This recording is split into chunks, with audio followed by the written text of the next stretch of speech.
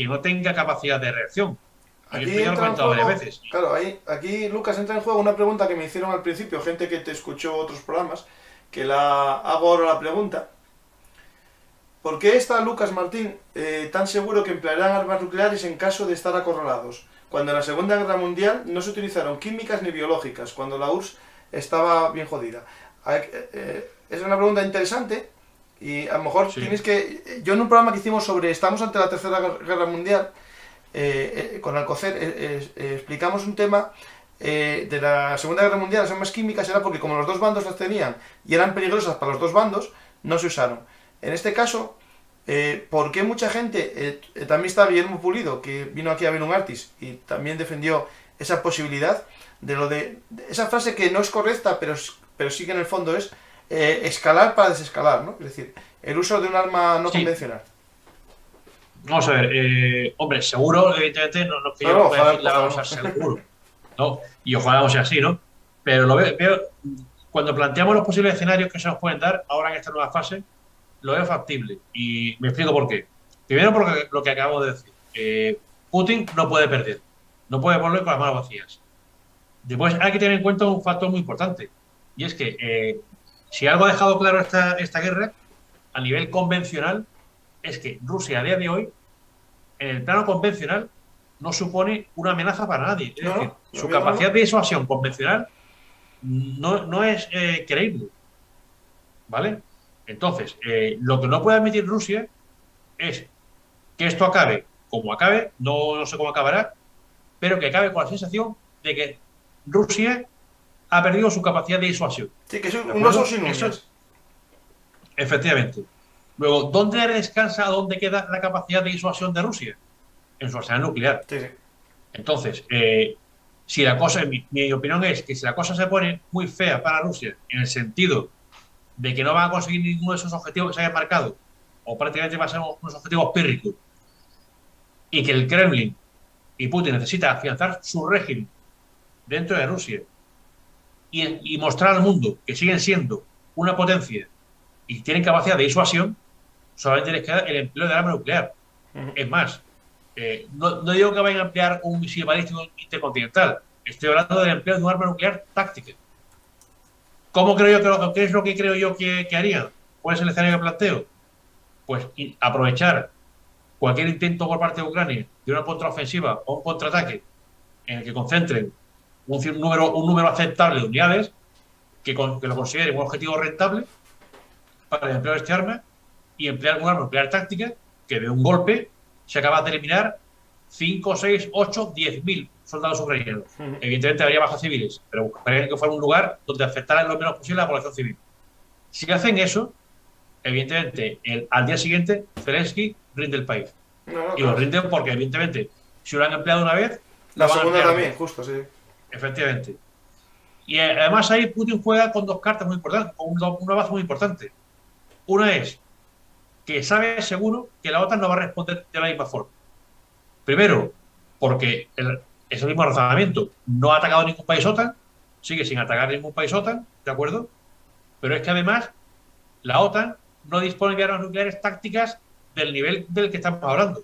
¿Eh? O sea, un arma nuclear táctica se puede considerar quizás con 40 kilotones, Ujú. pero eso no es lo que estamos hablando. Aquí estamos hablando del empleo de un arma de un kilotón, 2 kilotones, entre 3 Claro, o claro, 4. justo, sí, sí. ¿Vale? Esto, la OTAN, Entonces, bueno, Estados Unidos había generado unas armas en la Guerra Fría, que era, por ejemplo, ahí se me acaba, el Crocket, que era un cañón que lanzaba un pequeño, bueno, una pequeña bomba, un artefacto nuclear táctico, de a lo mejor de un kilotón, o de un megatón, o no, dos. Rusia Eran los pequeñitos. tiene. Rusia los tiene. Estados Unidos, ya en la década, final de la década de los 60, renunció a ese tipo de armas, entre otras cosas porque se interpreta que ese tipo de armas son ofensivas. Sí. Y de una forma, digamos, de dejar claro que tu arsenal es defensivo es tener otro tipo de capacidades. Con lo cual, la OTAN no puede responder igual porque no tiene armas equivalentes para responder y, evidentemente, Rusia juega con una cosa muy importante y es el temor que tenemos en Occidente a una escalada que nos lleve a un enfrentamiento nuclear Ujú. Pues entre ahí, los claro, dos bloques. Con lo cual, ahí se me plantea una duda que la pregunta a un oyente, bueno, se podrá responder o no, porque es un poco es política esto más bien, ¿no? Lo voy a responder yo, espera. No, el hecho de que ahora están llegando armas y van a llegar carros de combate ingleses, van a llegar... hoy vi, por ejemplo, ayer publiqué en Venunartis un sistema S-300 de Estonia. Bueno, van llegando de distintos Sí, países armas que son las que necesita un país, ¿no? Para un contraataque. Es decir, hasta ahora los sistemas anticarro tipo Low, el tipo el C-90 español, es decir, esos sistemas a la defensiva funcionan como lo usaron en la Segunda Guerra Mundial los alemanes, ¿no? Cuando todo el mundo llevaba un Panzerfaust, un Panzerbreak. Es decir, eso funciona, pero cuando un ejército tiene que atacar, necesita también sistemas blindados, ¿no? no, pero no nos engañemos, Francisco, no nos engañemos. Ese armamento que se está suministrando ahora, ¿vale? No es significativo en número, en cantidad, como para reforzar al ejército ucraniano y digamos que cambie el balance de fuerzas. Vale, vale, vale. Es que... De hecho, la República Checa, si no me equivoco, les va a dar 12 T-72. Vale. Eso es una compañía. Sí, sí, eso no llega ni a defender no. Un sistema S-300 te defiende un área, una zona, pero no llega mucho más. Uh-huh. Es decir, son capacidades también. Los blindados Bushmaster, que les ha mandado Australia, creo que les ha mandado otros 12 aproximadamente, son como los famosos RG-31 que usaba España en Afganistán. Parecido. Sí, está bien, pero eso no te da capacidades para llevar a cabo una ofensiva. Eso Otra podría cosa ser, es, Lucas, ya que no lleva una ofensiva, como muy bien dices, los números, para mantener una guerra, es decir, para que la guerra se fosilice como en el 2014 el Donbass, comienza una guerra de posiciones y al final, durante unos claro, meses, un avance. porque es a lo que voy, porque todo el mundo es consciente de que Rusia no puede sostener esto mucho en el tiempo. Uh-huh. En cuanto más tiempo pase esta situación, el desgaste gordo solo va a llevar a Rusia. Porque las sanciones económicas seguirán haciendo más daño, seguirán teniendo pérdidas, no tendrán esa capacidad para reponer ese material y por lo tanto, y además, el cansancio en sus tropas y en su población, porque además la población cada vez será más consciente de lo que está pasando y estará más en contra de lo que está sucediendo, eso puede llegar a provocar un problema interno en Rusia. Por eso planteo que la forma de romper ese círculo o ese estancamiento sería el empleo de un arma nuclear táctica. Sí, sí. De hecho, hace 2 semanas ya comenzó Rusia a preparar la narrativa para justificar su empleo. Recordarás que el embajador ruso en las Naciones Unidas se negó a decir que no iban a emplear armas nucleares y al final dijo exactamente lo que pone su doctrina militar, que si corría peligro la existencia de Rusia, si había un peligro existencial para Rusia, sin dudar las emplearía. Y 2 días más tarde, el ministro de Cultura, a través de la agencia TASS y de todos los canales oficiales de Rusia, difundieron el mensaje, la idea fuerza, de que la existencia de Rusia estaba en peligro a su población. ¿Esto que nos está indicando? Está claro. Pues que están vendiendo la narrativa para justificar ante su pueblo el posible empleo de este tipo de ingenios. Claro. ¿Vale? Que eso es lo preocupante. Además, hay una página en internet con varias cuentas en Twitter, que es la famosa Flight Radar, que es gente que se dedica a seguir las trazas de los aviones que se mueven en el mundo, y durante 3 semanas consecutivas, una vez a la semana, todos los aviones del gobierno ruso, el equivalente al Air Force One y este tipo de sistemas aéreos de comando y control y demás, despegaron de Moscú simultáneamente y se dirigieron hacia los Urales, que es donde tienen los refugios nucleares para en caso de guerra nuclear. ¿Vale? Lo hicieron ahora, además... Lucas, me estás acojonando mucho. No, pero fíjate, lo hicieron además sin apagar los transpondedores. Es decir, Claro, para que todo el mundo sepa, mensaje, sí, es una indirecta, claro, lógico. es un mensaje de decir, estamos haciendo un ejercicio, pero todo el mundo sabe lo que estaba haciendo. Ojo, también puede servir para despistar, es decir, lo hago 5 veces, con el cuento de Pedro y el lobo, que viene el lobo, que viene el lobo, y ya no me creo que es la verdad, y el día que hacen eso de verdad, no me lo creo, y es cuando llevan a cabo esa acción. Entonces, hay que ser prudentes, no hay que ser alarmistas, pero no se puede descartar que en caso de que Rusia se vea que no va a conseguir sus objetivos y que esto se estanque, Rusia tiene que romper este ciclo de una forma u otra. Sí. Ese es un escenario posible, ¿vale? Quizás el más peligroso y el más...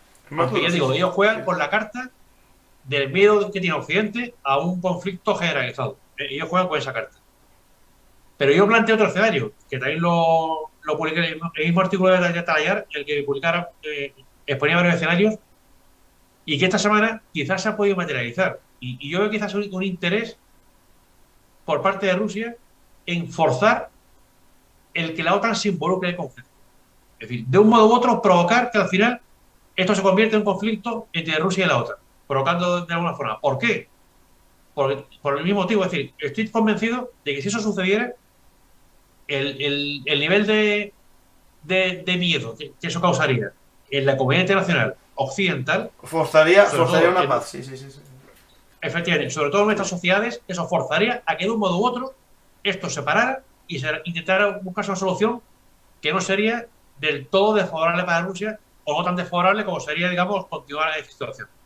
Y pongo un ejemplo. La semana pasada, en el Mediterráneo, un destructor ruso se dedicó a seguir bueno, no al portaaviones Eisenhower, porque un portaaviones no va solo por el mundo, lleva su grupo de combate, pero se dedicó a seguir al grupo de combate de Eisenhower, ¿vale? En una maniera un poco extraña. Como quizás buscando... algo, sí, un tiro, que hubiese un tiro por ahí, sí. Como alguien dijo en Twitter, empezamos a jugar a los autos de choque, ¿vale? Que el mar es muy grande, pero en el mar pasan cosas y hay barcos que colisionan, sí, y hay alguien que se puede poner nervioso y puede ocurrir cosas, ¿vale? Hay un submarino que nadie vio y chocó contra el portaaviones. Quiero decir que puede ser otro escenario que no sería descartable. O bien el empleo de este tipo de armas, o bien el forzar que se involucre en la OTAN para de esa forma forzar a que todo el mundo, digamos, se asuste y pare esto como sea. Claro, porque el problema es que la OTAN ahora mismo, no digo la OTAN, digo los ejércitos de todo el mundo ya no tienen miedo al ejército ruso como tal, pero sí a sus armas.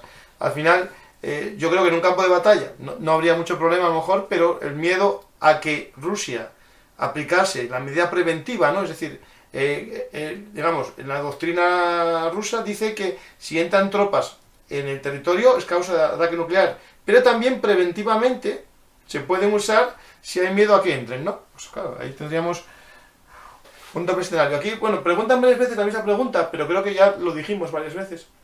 ¿El uso de un arma nuclear táctica por Putin, cómo afectará a Europa y a la OTAN a la hora de tomar decisiones? Yo creo que es que alguien decía si atacan Kiev, ¿no? Sí, si atacan Kiev es muy distinto a si atacan un descampado con 2 divisiones ucranianas, ¿no? No, primero, si se empleara ese tipo de armas, no verse contra una población civil, se contra una ciudad, ¿vale? Sería contra un objetivo rentable militar, con la intención además de causar un golpe duro a las Fuerzas Armadas ucranianas y degradarlas. Y evidentemente la respuesta de OTAN no sería ni mucho menos nuclear, seguro que no. Eso ya lo podemos descartar. Y sería muy limitada. Lo digo porque el temor que hay, evidentemente, lo que se quiere evitar a toda costa es una escalada nuclear. Distinto es que emplear una arma nuclear contra un país OTAN. Eso es otra película, y otro tipo de reacción. Pero mientras que fuese en Ucrania y un arma nuclear táctica, la reacción de Occidente sería, evidentemente, protestas, Naciones Unidas, lo que quieras, quizás un envío masivo